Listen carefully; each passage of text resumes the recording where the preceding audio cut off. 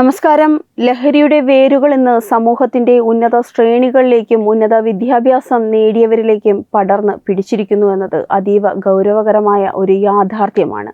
ഈ സാഹചര്യത്തിലാണ് Kozhikode west hill സ്വദേശിയും പ്രമുഖ സ്വകാര്യ എയർലൈൻസിന്റെ മുൻ പൈലറ്റുമായ അർഷാദ് അലി ഗുരുഗ്രാമിൽ 35 ലക്ഷം രൂപ വിലമതിക്കുന്ന 814 ഗ്രാം MDMA ക്രൈംബ്രാഞ്ചിന്റെ പിടിയിലായത്.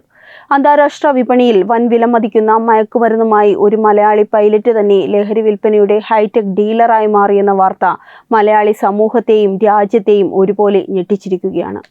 ആകാശത്ത് വിമാനം പറത്തിയിരുന്ന കൈകൾ ഇന്ന് രാജ്യത്തിന്റെ യുവതലമുറയെ നശിപ്പിക്കുന്ന മയക്കുമരുന്ന് മാഫിയായി മാറിയിരിക്കുന്നുവെന്നത് നമ്മുടെ സാംസ്കാരിക ബോധത്തിനേൽക്കപ്പെട്ട വലിയൊരു പ്രഹരം കൂടിയാണ്. വിമാനം പറത്തി അഭിമാനം കൊണ്ടിരുന്ന അർഷാദ് അലി എന്ന യുവാവ് എങ്ങനെയാണ് ലഹരിയുടെ അടിമയായും പിന്നീട് വിൽപ്പനക്കാരനായും മാറിയതെന്നത് വളരെയധികം ദുരൂഹമാണ്.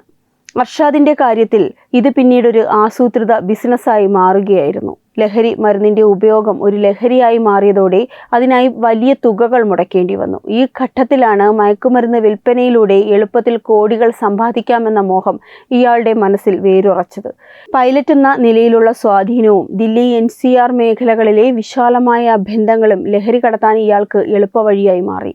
ഉന്നത നിലവാരത്തിലുള്ള ജോലിയും മാന്യമായ ശമ്പളവും ഉണ്ടായിരുന്നിട്ടും ആഡംബര ജീവിതത്തോടുള്ള ഭ്രാന്തും എളുപ്പത്തിൽ പണം സമ്പാദിക്കാനുള്ള ആഗ്രഹവുമാണ് ഒരു മലയാളി യുവാവിനെ അധോലോകത്തിന്റെ പാതയിലേക്ക് നയിച്ചത്.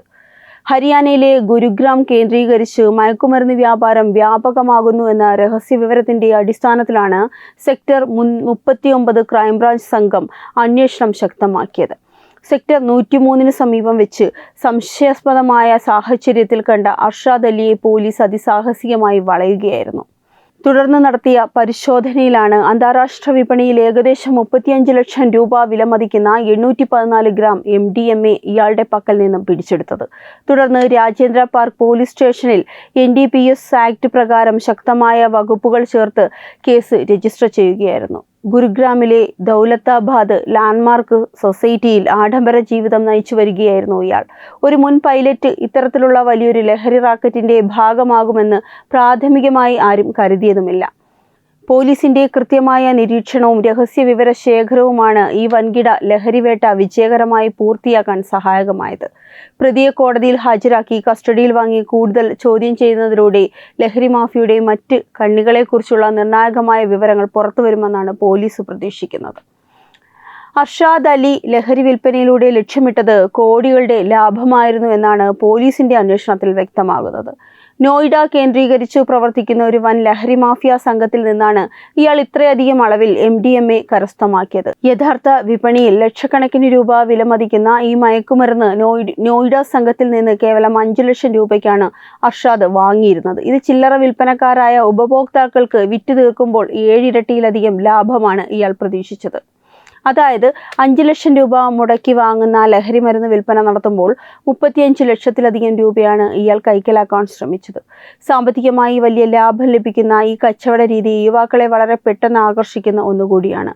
നോയിഡയിലെ സംഘവുമായി പണം നൽകുന്നതിൽ പ്രത്യേക ധാരണകളാണ് ഉണ്ടായിരുന്നത്.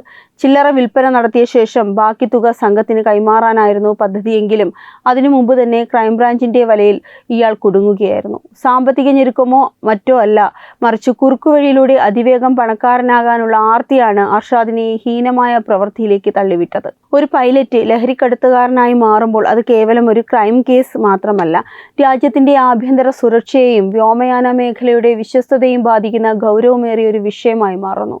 വിമാനങ്ങൾ പറത്തുന്ന ഒരു വ്യക്തിക്ക് രാജ്യത്തിന്റെ വിവിധ ഭാഗങ്ങളിലേക്കും അന്താരാഷ്ട്ര തലത്തിലും എളുപ്പത്തിൽ സഞ്ചരിക്കാനും സുരക്ഷാ പരിശോധനകൾ മറികടക്കാനുമുള്ള അനൗദ്യോഗിക സ്വാധീനങ്ങളുണ്ടെന്ന സംശയം പല കോണുകളിൽ നിന്നും ഉയരുന്നുമുണ്ട്.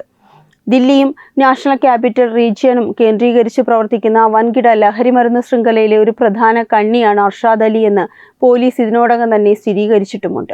ഇയാൾക്ക് ലഹരി മരുന്ന് എത്തിച്ചു നൽകിയ മുൻനിര ഏജന്റുമാരെക്കുറിച്ചും ദില്ലിയിലും ഹരിയാനയിലുമുള്ള പ്രധാന കസ്റ്റമറെക്കുറിച്ചും ക്രൈംബ്രാഞ്ച് അന്വേഷണം ഊർജിതമാക്കിയിട്ടുണ്ട്. ഇത്തരം ലഹരി റാക്കറ്റുകൾക്ക് പിന്നിൽ വലിയ രാഷ്ട്രീയ സാമൂഹിക സ്വാധീനമുള്ള ശക്തികൾ പ്രവർത്തിക്കുന്നുണ്ടോ എന്ന കാര്യം വിശദമായി പരിശോധിക്കേണ്ടതുണ്ട്. ലഹരി മാഫിയകൾ രാജ്യത്തെ യുവജനങ്ങളെ ലക്ഷ്യമിട്ട് നടത്തുന്ന ഇത്തരം നീക്കങ്ങൾ രാജ്യത്തിന്റെ ഭാവി തലമുറയെ നശിപ്പിക്കുന്നതിന് തുല്യമാണ്.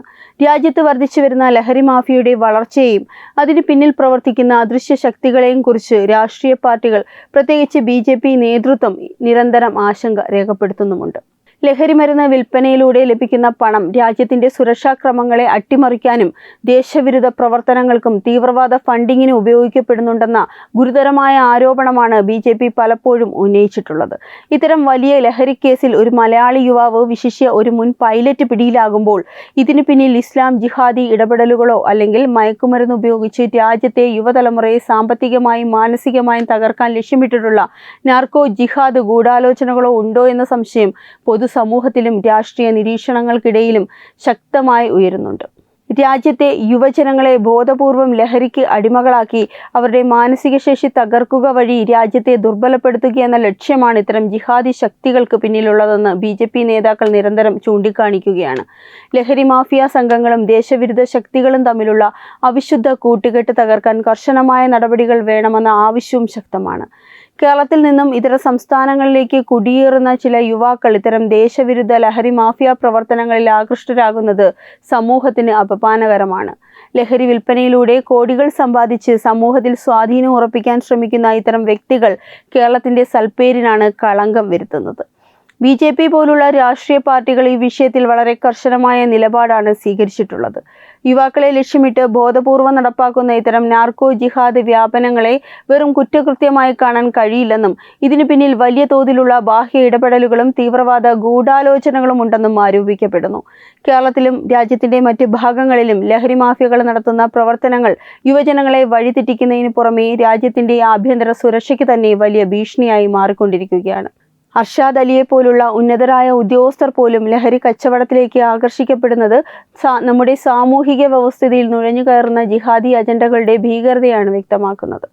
ക്രൈംബ്രാഞ്ച് കസ്റ്റഡിയിൽ വാങ്ങുന്ന അർഷാദ് അലിയെ ചോദ്യം ചെയ്യുന്നതിലൂടെ ലഹരി മാഫിയയുടെ വേരുകൾ എത്രത്തോളം ആഴത്തിലുള്ളതാണെന്ന് വ്യക്തമാകും. ഇയാൾക്ക് ലഹരി മരുന്ന് കൈമാറിയ നോയിഡയിലെ പ്രധാന വിതരണക്കാരെയും ദില്ലി NCR മേഖലയിലെ മറ്റ് ഏജന്റുമാരെയും പിടികൂടാനുള്ള തീവ്ര ശ്രമത്തിലാണ് പോലീസ് സംഘം. ഇയാളുടെ ഫോൺ കോളുകളും ബാങ്ക് ഇടപാടുകളും കേന്ദ്രീകരിച്ച് നടത്തിയ പരിശോധനയിൽ നിരവധി നിർണായക വിവരങ്ങൾ പോലീസിന് ലഭിച്ചു കഴിഞ്ഞു. വിമാനത്താവളവുമായി ബന്ധപ്പെട്ടോ അല്ലെങ്കിൽ മറ്റുന്നത വ്യക്തികളുമായി ചേർന്നോ ഇയാൾ ലഹരി കടത്തിയിട്ടുണ്ടോ എന്ന കാര്യവും അന്വേഷണ പരിധിയിലുണ്ട്. കേരളത്തിൽ നിന്നും പോയി ഉന്നത നിലയിൽ ജോലിയും ജീവിതവും കെട്ടിപ്പടുത്ത ഒരാൾ ഇത്തരത്തിൽ അധപ്പതിച്ചു പോയത് മലയാളി സമൂഹത്തിന് വലിയൊരു പാഠമാണ്. കർശനമായ നിയമ നടപടികളിലൂടെയും ശക്തമായ ശിക്ഷാവിധികളിലൂടെയും മാത്രമേ ഇത്തരം ദേശവിരുദ്ധ കുറ്റകൃത്യങ്ങൾക്ക് തടയിടാൻ സാധിക്കുകയുള്ളൂ. പോലീസിന്റെയും കേന്ദ്ര ഏജൻസികളുടെയും സംയുക്ത നീക്കം ഈ വലിയ റാക്കറ്റിന്റെ മുഴുവൻ വിവരങ്ങളും വെളിച്ചത്ത് കൊണ്ടുവരുമെന്ന് പ്രതീക്ഷിക്കാം. ഇത്തരം വാർത്തകൾ പുറത്തു വരുമ്പോൾ നമ്മൾ ഓരോരുത്തരും ഗൗരവമായി ചിന്തിക്കേണ്ട ചില കാര്യങ്ങളുമുണ്ട്. പണത്തിനും ആഡംബര ജീവിതത്തിനും വേണ്ടി സ്വന്തം ജീവിതവും കരിയറും നശിപ്പിച്ചു കളയുന്ന ഒരു യുവതലമുറയാണ് ഇന്ന് നമ്മുടെ മുന്നിലുള്ളത്. ഉന്നത വിദ്യാഭ്യാസമോ ജോലിയോ ഉണ്ടെന്നത് ഒരാളെയും കുറ്റകൃത്യങ്ങളിൽ നിന്ന് മാറ്റി നിർത്തുന്നില്ല എന്നതിൻ്റെ ഏറ്റവും വലിയ തെളിവാണ് ഈ സംഭവം. മാതാപിതാക്കളും സമൂഹവും യുവതലമുറയുടെയും മാറ്റങ്ങളെ സൂക്ഷ്മമായി നിരീക്ഷിക്കേണ്ടിയിരിക്കുന്നു. ലഹരി മാഫിയയുടെ വലയിലകപ്പെടുന്ന യുവാക്കളെ സമയബന്ധിതമായി കണ്ടെത്തി കൗൺസിലിംഗും പുനരധിവാസവും നൽകേണ്ടത് അത്യാവശ്യമാണ്. രാഷ്ട്രീയ സാമൂഹിക സംഘടനകൾ പാർട്ടിഭേദമന്യേ ലഹരിക്കെതിരെയുള്ള പോരാട്ടത്തിൽ കൈകോർക്കേണ്ടതുണ്ട്. പ്രത്യേകിച്ച് BJP പോലുള്ള പ്രസ്ഥാനങ്ങൾ ഉയർത്തിക്കാട്ടുന്ന ലഹരി വിരുദ്ധ സന്ദേശങ്ങളും നാർക്കോ ജിഹാദിനെതിരെയുള്ള മുന്നറിയിപ്പുകളും അർഹിക്കുന്ന ഗൗരവത്തോടെ സമൂഹം കാണേണ്ടിയിരിക്കുന്നു. ഒരു തലമുറയെ മുഴുവൻ മയക്കുമരുന്ന് ഉപയോഗത്തിലൂടെ നശിപ്പിക്കാനും രാജ്യത്തിന്റെ അടിത്തറ തോണ്ടാനുമുള്ള ഏതൊരു ശ്രമത്തെയും ഒറ്റക്കെട്ടായി നിന്ന് ചെറുത്തു തോൽപ്പിക്കേണ്ടത് കാലഘട്ടത്തിന്റെ ആവശ്യം കൂടിയാണ്. ഉന്നത പദവികളും മാന്യമായ ജോലിയും ഉപേക്ഷിച്ച് ലഹരി മാഫിയയുടെ കാൽക്കൽ അഭയം പ്രാപിച്ച അർഷാദ് അലിയുടെ പതനം മലയാളി സമൂഹത്തിനും രാജ്യത്തെ യുവജനങ്ങൾക്കും നൽകുന്നത് ശക്തമായ ഒരു മുന്നറിയിപ്പാണ്. കുറുക്കുവഴിയിലൂടെ സമ്പന്നനാകാനുള്ള മോഹവും ലഹരിയുടെ അഡിക്ഷനും ഒപ്പം അതിനു പിന്നിൽ പ്രവർത്തിക്കുന്ന ജിഹാദി ഗൂഢാലോചനകളും ഒരു മനുഷ്യനെ എത്രത്തോളം ക്രൂരനായ ക്രിമിനലാക്കി മാറ്റാമെന്നതിൻ്റെ വ്യക്തമായ ഉദാഹരണമാണ് ഈ സംഭവം. ഗുരുഗ്രാമിൽ പിടിയിലായ ഈ മുൻ പൈലറ്റിന്റെ കേസ് കേരളത്തിലും രാജ്യത്തിലും ഒരുപോലെ അപമാനകരമാണ്. കേരളത്തിലും എന്തുമാത്രം ലഹരി മാഫിയകൾ വേരിടുന്നു എന്നതിൻ്റെ തെളിവ് കൂടിയാണ് ഈ സംഭവം.